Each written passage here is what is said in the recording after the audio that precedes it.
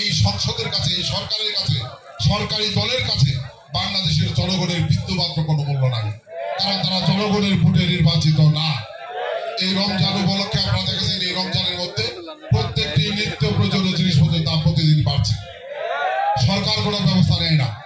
আজকে বিদ্যুতের দাম বহুবার বাড়ানো হয়েছে, তারপরেও বিদ্যুৎ পাওয়া যায় না। সরকার জনগণের সেবা না করে জনগণের সাথে ব্যবসা করছে। আজকে যখন আন্তর্জাতিক বাজারে জ্বালানি তেলের দাম অনেক কম, সরকার কম দামে জ্বালানি তেল কিনে এনে বেশি দামে বাংলাদেশের জনগণের কাছে বিক্রি করছে। অর্থাৎ এই সরকার জনগণের কাছে রক্ত চুষার মতো টাকা চষে দিচ্ছে, আর সেই টাকা বিদেশ পাচার করে আজকে হাজার হাজার কোটি টাকা বাংলাদেশ থেকে বিজয়ের পাচার হয়ে গেছে, যার খেসারত দিতে হচ্ছে বাংলাদেশের কৃষক, শ্রমিক, সাধারণ মেহনতি মানুষকে। কথা পরিষ্কার ভাই, এই সরকারের কাছে আবেদন নিবেদন করে কোনো লাভ হবে না। অনেকেই বলেন যে আমরা আন্দোলনে ব্যর্থ হয়েছি, আমরা আন্দোলনে ব্যর্থ হইনি। আমরা দাবি জানিয়েছিলাম বাংলাদেশের মানুষের কাছে এই সরকারের নির্বাচন বর্জন করার জন্য 90% অধিক লোক আমাদের এই আহ্বানে সারা দিয়ে নির্বাচন বর্জন করেছে। আমরা বলতে চাই যে আওয়ামী লীগের ঘরনার যারা, তারাও এই নির্বাচন বর্জন করেছে।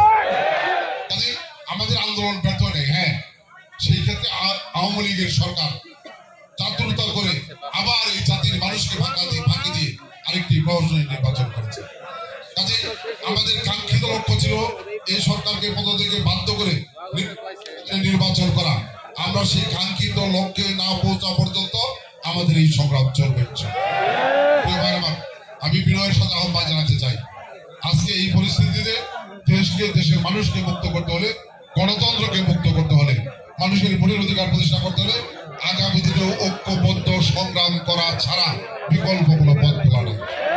আমি আহ্বান জানাবো যে আসুন, আজকে এই রমজান আমরা শুধু আসলাম ইফতার খেয়ে গেলাম এটা না, আসুন এই রমজানে ইফতারকে সামনে রেখে আমার শপথ নেই, আগামী দিনে সকল মত পার্থক্য ভুলে আমরা ঐক্যবদ্ধভাবে দেশের স্বার্থে, দেশের মানুষের স্বার্থে, গণতন্ত্রের স্বার্থে, জিয়া পরিষদের স্বার্থে, বাংলাদেশ জাতীয় দলের স্বার্থে আমরা সকলে ঐক্যবদ্ধভাবে এই ভারত বাজারগঞ্জে মুস্তাফিজুর বাবুলের নেতৃত্বে আমরা সকলে আগামী দিনে করি। আমরা যদি আগামী দিনে ঐক্যবদ্ধ সংগ্রাম করতে পারি, যে দেশের শতকরা 90% মানুষ আমাদের